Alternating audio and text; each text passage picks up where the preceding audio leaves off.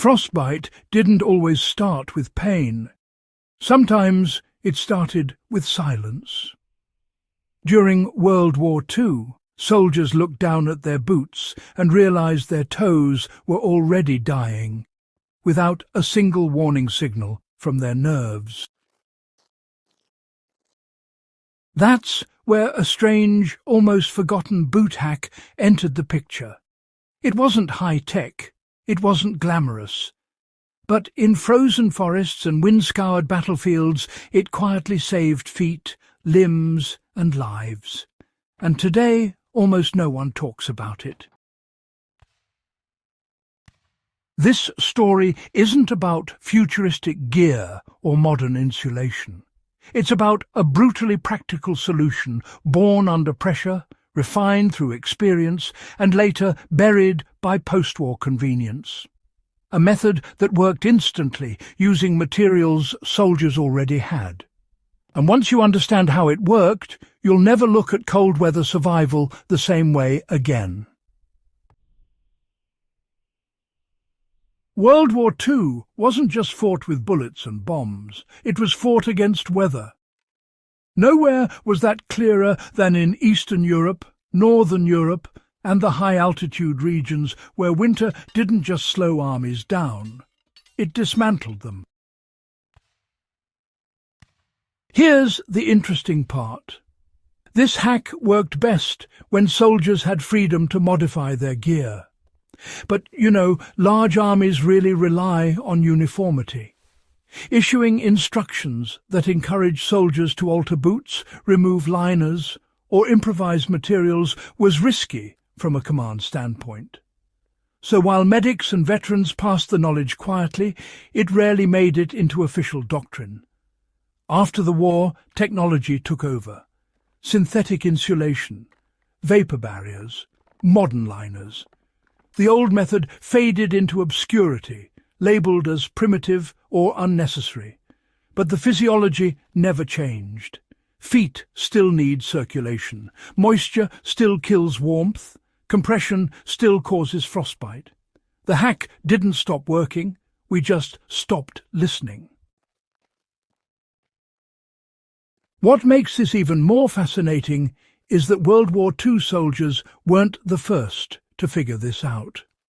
Northern indigenous cultures used foot wraps instead of socks for centuries. Medieval travellers packed boots with straw or hay.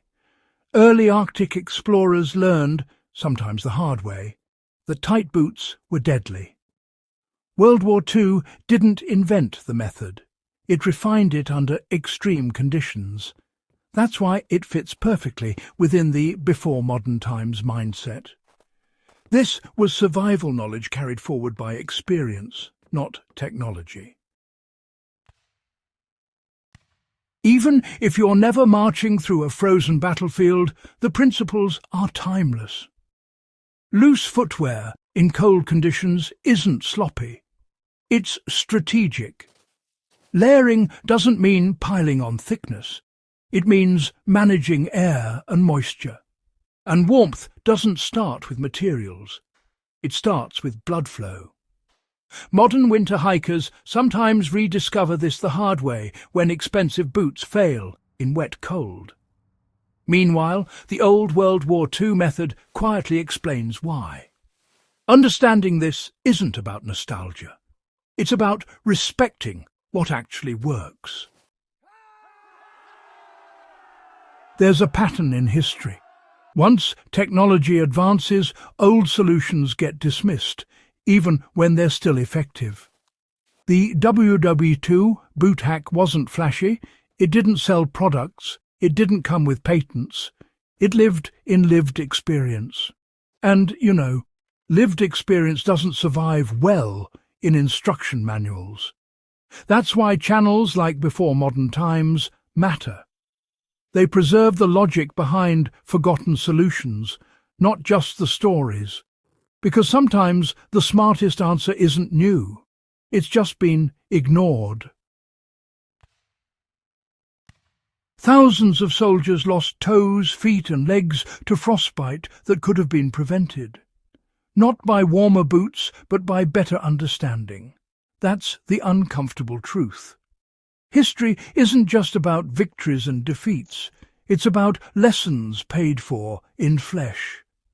When we forget the small practical tricks that kept people alive, we lose more than trivia.